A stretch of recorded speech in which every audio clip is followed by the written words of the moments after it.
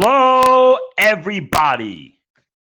Welcome to the Crypto Hipsters Podcast, where I interview founders and co-founders, entrepreneurs and artists, executives and stay-at-home hipsters in crypto and blockchain around the world. And I have an amazing podcast for you today. Let's get to it.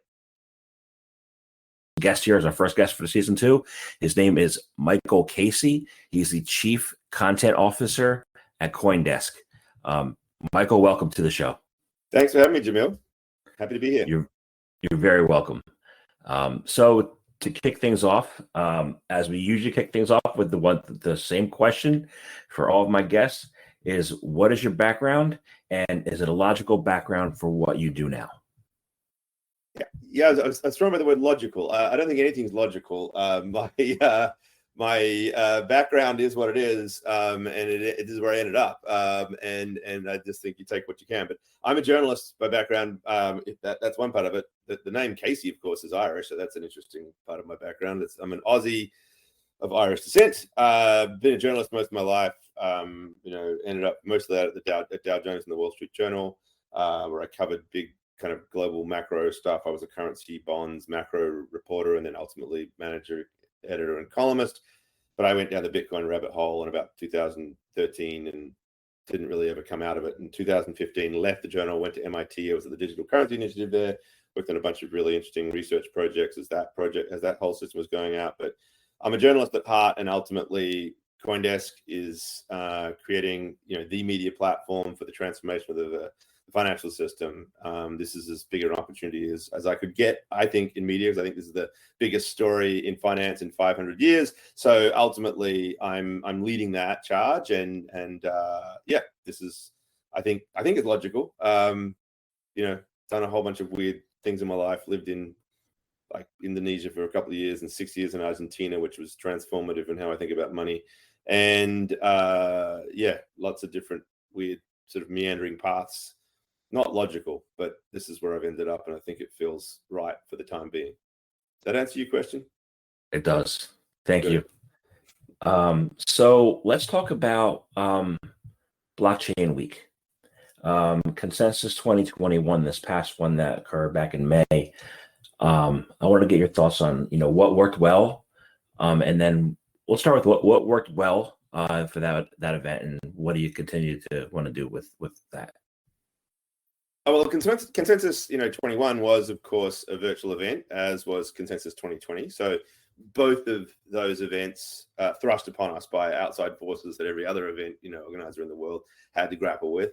So it's hard to assess it without putting it in that context. But look, it was actually, and if you compare 21 to 20, I think we did phenomenally. Like it really was a significantly more substantive and impactful event than we did the previous one, because we had to turn on a dime, abandon our in-person event, and then in a couple of months put on a full global 24/7 TV thing in 2020 with Consensus. And we're very proud of that, and the 22,000 people who registered for that. But that was for free conference, and it was, how do you keep people engaged in that environment? We were just all of us in the event space figuring out how to do that, because people come in and they're just literally on their computer. They're working on one side of their screen, and they're half watching your show on the other. And so there's a lot of registrations, but do we keep them engaged, and could we provide the right experience for attendees and for sponsors and for everybody else?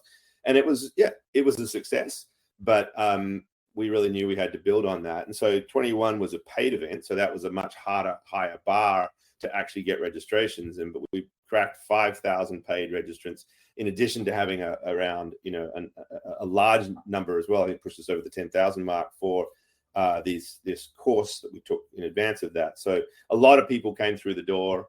A lot of them, most importantly, stuck around. What we did right in 21, one of it was classic event 101, which is get big important names in. We had Ray Dalio, who I spoke to in a fireside chat to start with, the founder and CIO of Bridgewater, the biggest hedge fund in the world, and he talked about his interest in the future of the dollar and the role that Bitcoin might play in that, and his own personal investments in Bitcoin or his own hedge fund interest in Bitcoin, which was big news. We also had Lael Brainard, the one of the Fed governors. We actually got Tom Brady in there. We had some other really big kind of names in the NFT and music space. We had all of the who's who of crypto world. We had a really interesting new model of programming where we had, rather than tracks and classic sort of standardized models for how you program, we had this exploration concept, which both users and where there was like 3 hours of chunks of time focused on more narrowly on one topic, and sponsors like that, and certainly attendees did. But the big innovation that we brought into Consensus 21 was Desk, which is it's a token. It was a rewards token, and it was quite magical. It actually had an enormous impact on the most important thing we were trying to achieve, which was engagement. So essentially, we gamified the experience. And you could argue that, okay, so people aren't paying attention to the content. They're just now like, all they're obsessed with is earning Desk. Because with their Desk, they could buy swag, they could buy hoodies, they could buy, an experience like a coffee with Barry Silbert, or God forbid, the coffee with me. Somebody actually bought that, NFTs, artwork, and various other things that we had brought into the system. And so people were really into it. But they also engaged with the content. So they were, in the chat room where we were dropping Desk links so they could earn Desk, they were also talking about the stuff. They were forming a community, and they sort of self-organized a community. They called themselves the Piranhas. And so this whole community around Desk emerged, and it was really a phenomenal success. And we've seen this, the engagement throughout the conference was just like so much more lasting, so much more sustained than anything we've seen before. Very excited about what the prospect of what that means. And we are now, this was an experimental thing. We're now working to build that into a much more integrated thing. So when Consensus runs around next year, we hope to really have this thing worked out as a real big piece of what it's all about once we go back into an in-person experience. So I do want to ask you about what things would you want to improve on, but you mentioned next year, and there was a recent announcement that you guys put out about next year. Could you let us know what that is? Yeah, so we are going back in person. We do think and hope, that even with all these Delta variants and everything else, that the world is getting to that place, and in a year's time that we'll be able to do so. And so, with that in mind, where are we going to do this? And rather than be in New York, which is what our traditional experience has been, and we were for a couple of years at the Hilton under one roof, we now want to move to what we're sort of seeing as a more festival-like format, a bit more decentralized, with a few different competing events, if you like, all part of one concept, with partners, but also our own programming all feeding into that. And we're going to the city that probably is the master of those festivals, Austin, the home of South by Southwest, which is the sort of almost like the quintessential festival conference. And the plan is to, build on the opportunities that Austin provide to us. Austin is really interesting for a host of other reasons as well, in terms of it being a good home for a blockchain themed conference. Great. So Austin, Texas, and what are some areas that you want to work on for it being live that you think you could have improved on from last time? And will there be an opportunity to build upon that Desk Piranhas community as well? Absolutely. So if you think about what a festival, if you think about South by Southwest as well,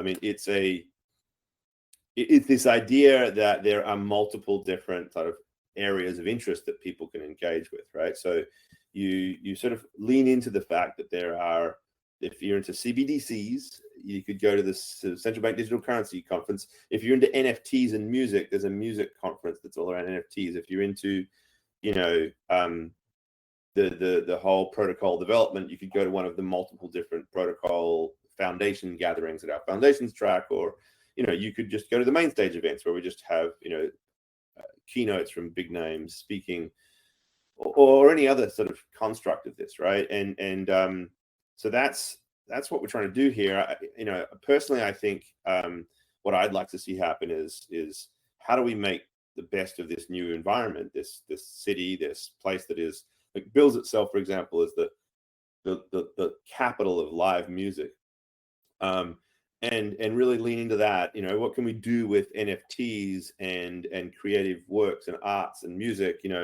That builds a whole experience around the transformation of the creative industries that I think the NFTs are driving us towards, as one thing to talk about. At the same time that there's a gathering in some other place of all these central bankers talking about CBDC. So these are all just loose ideas at this stage. This is not in any way meant to be a projection of what we are going to do, but I think that the opportunity is to lean into these multiple different tracks in which the crypto and blockchain world is working, and bring it together under this one umbrella experience. We've often described Consensus as the big tent event of the year. Most other conferences in the crypto space will be more narrowly focused. That comes with its challenges, right? Because your audience gets fragmented, but somebody needs to do it, right? To me, it is, the reality is that all of these things are intertwined. You can't really talk about what's happening with Bitcoin without talking about CBDCs. You can't talk about what's happening with Ethereum without talking about NFTs and DeFi. So, or even what's happening in Bitcoin for that. They are all interrelated in some way. And so having the one opportunity of the year, the one calendar event that brings everyone together, I like to call it the gathering of the tribes, is, I think, important for this industry as a whole.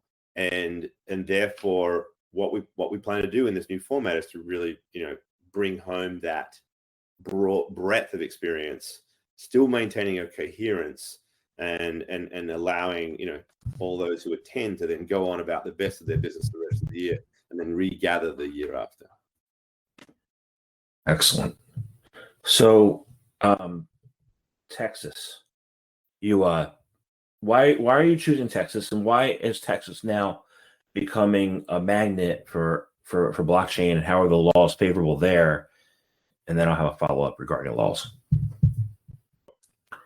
Well, I mean, the Texas and its own blockchain laws are just one part of this. It's not, it is a convenient alignment, but I don't think that was the major factor. I mean, we needed to change cities for a host of reasons, not because we don't love being in New York or anything else, but for what we want to do in this festival experience, it's a lot harder to do it in New York. And, frankly, it was just difficult to get, at this stage of where New York's at and its transition, just wasn't so easy to get, right? It was Austin. They're used to this, and they're keen to make it work. So, in some respects, it's really just about the site. We looked at a whole lot of other cities as well, and this one's like, look, they have, it seems to us, the best opportunity for us here. But it's convenient that at the same time, Austin is, two things are going on. One is, yes, Texas has just written its new, virtual currency law that I think is really constructive. It's essentially making Texas the second state after Wyoming to essentially recognize cryptocurrencies from a legal standing, which then enables a whole host of other things, especially sort of banking and custody.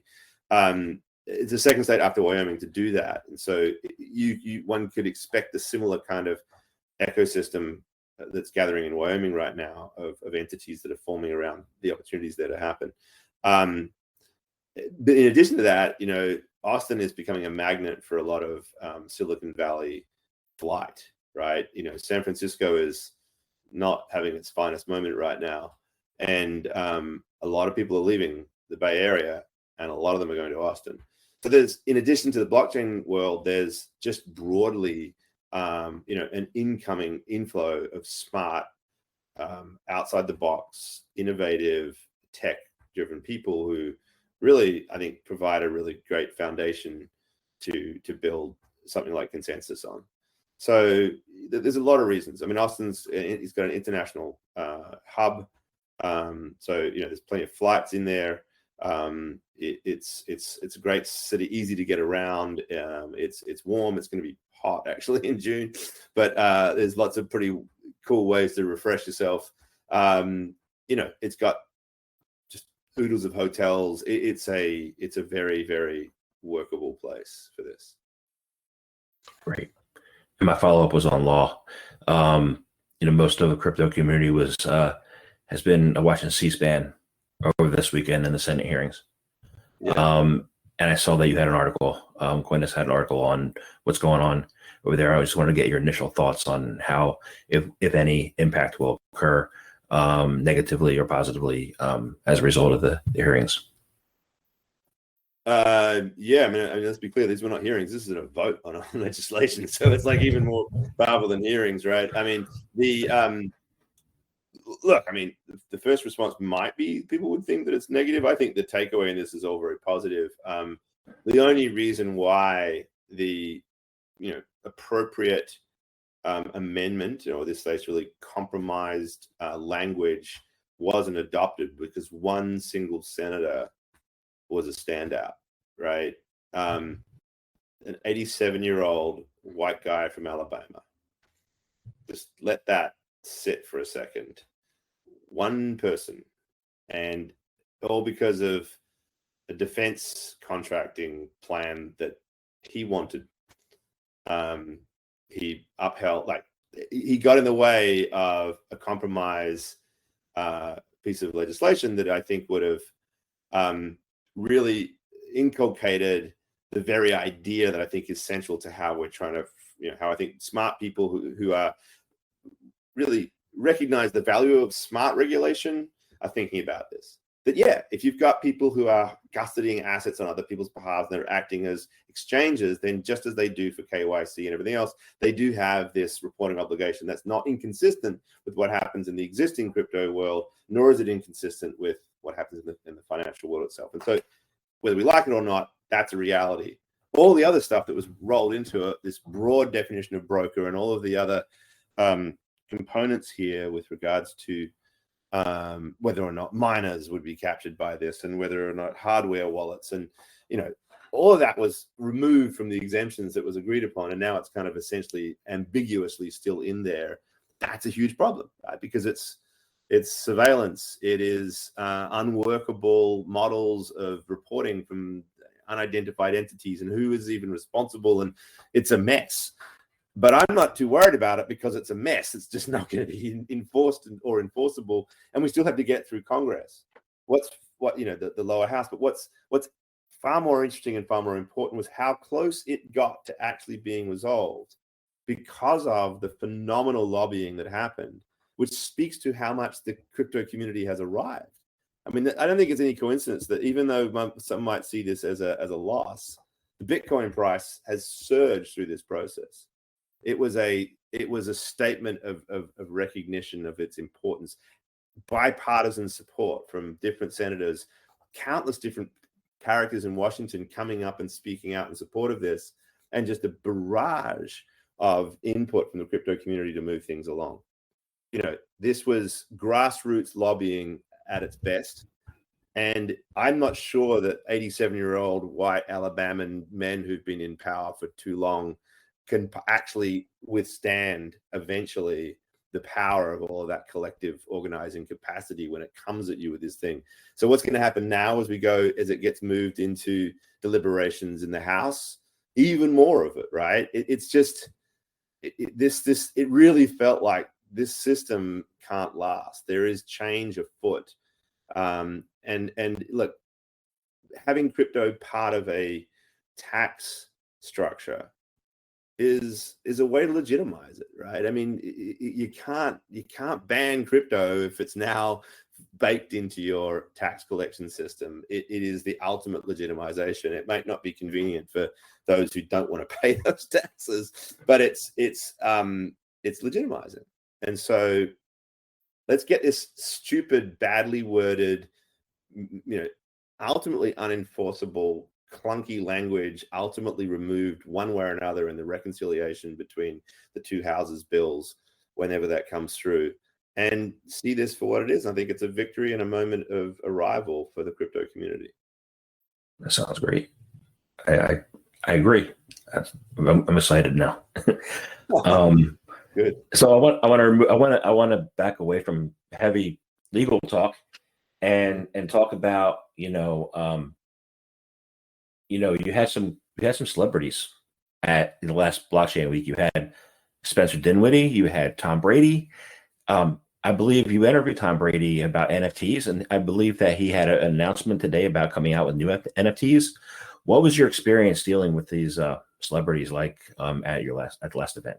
Well, I mean, I didn't personally interview Brady, and I didn't nor Dinwiddie, but I can speak to the organization to the extent that I can. I mean, look, I think most importantly, it was just an interesting, acknowledgement of the interest that celebrities have in this space.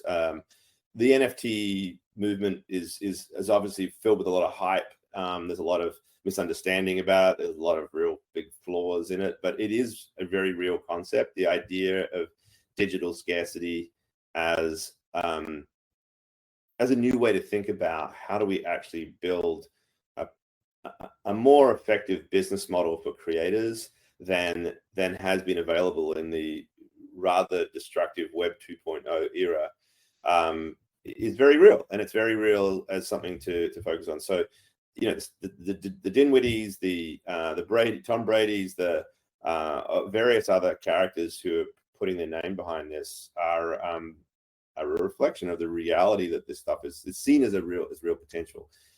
There's a lot of kind of utopian talk as well, as if this is going to democratize creators and democratize the access for athletes and so forth. I don't know. I still think that guys like Tom Brady and Spencer Dinwiddie, who already have huge followings and have that relationship with through their sporting prowess, are ultimately going to be the ones that walk away with most from this. But I do think that they're onto something, and that this is something that's just going to get bigger. So yeah, it was Consensus 21 was one of those milestones for us, I think, to see how much these things are changing.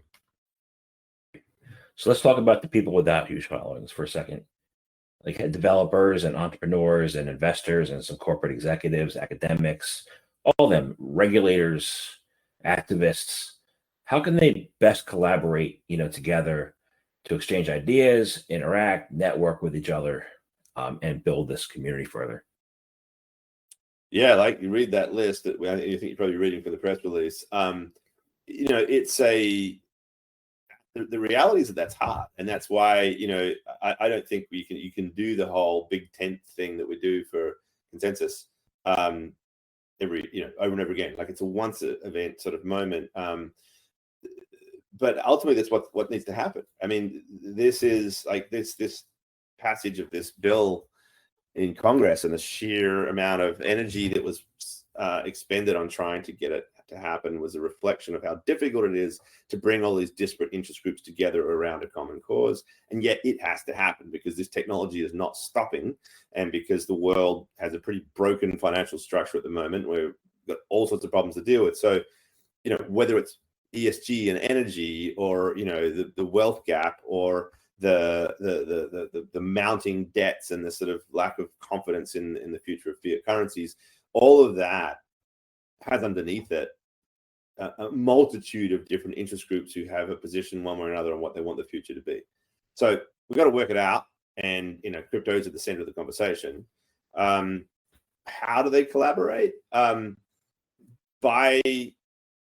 Through education, through conversation, through dialogue, through sort of collective efforts to recognize common causes that people can work on. And the best thing to do is to convene, to bring them together, to find ways and structures to get people to have a common language and talk.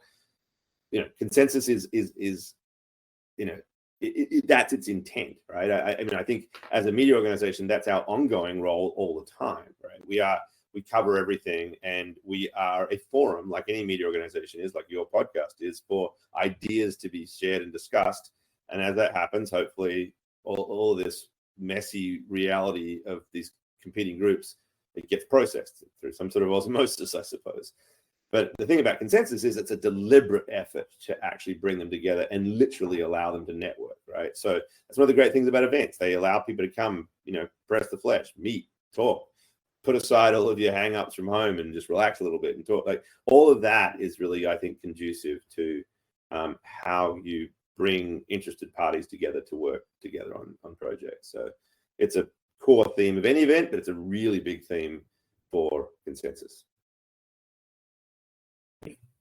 I attended with a media pass in May, and I watched the keynotes. I didn't engage with the community, and it's probably something I look forward to doing next year. And I plan on being there.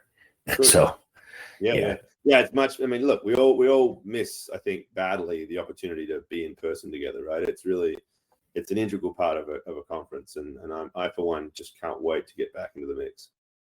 Yeah. And would you say that's the next logical step in widespread crypto adoption, just having more people interact, or would there be something additional?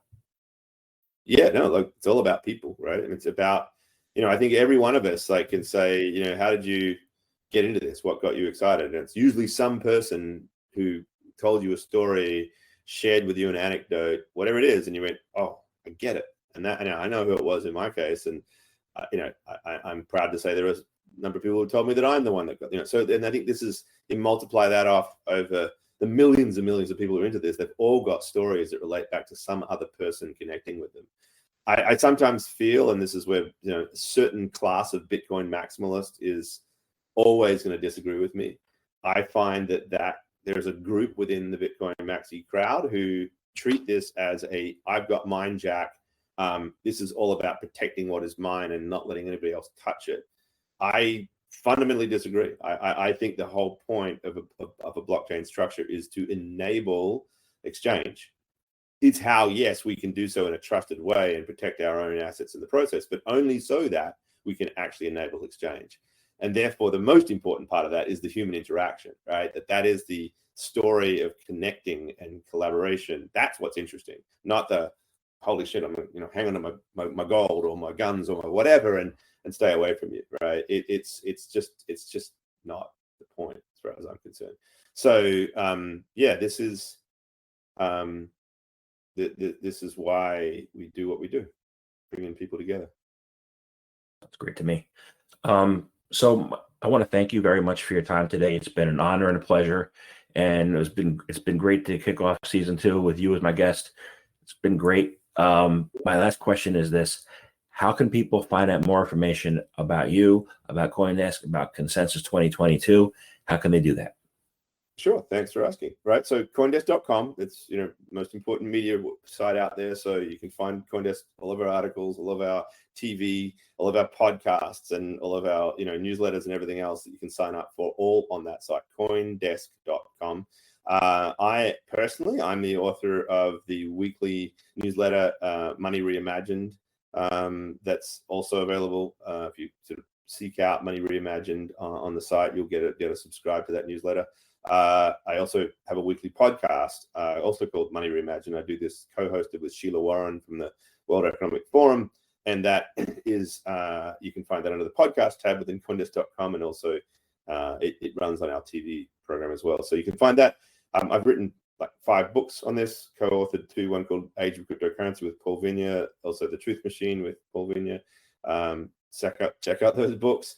And some of this is on my own personal website, michaeljcasey.com, along with maybe some information about the company I founded called streambedmedia.com, which is an important data providing blockchain-based service for the NFT industry. Streambedmedia.com, Coindesk.com, michaeljcasey.com, Money Reimagined. Sorry, that was very long-winded. Mm-hmm. I'm going to check them all out. Hands in the fire. Thanks very much. Thank you very much. Thanks, Jamil.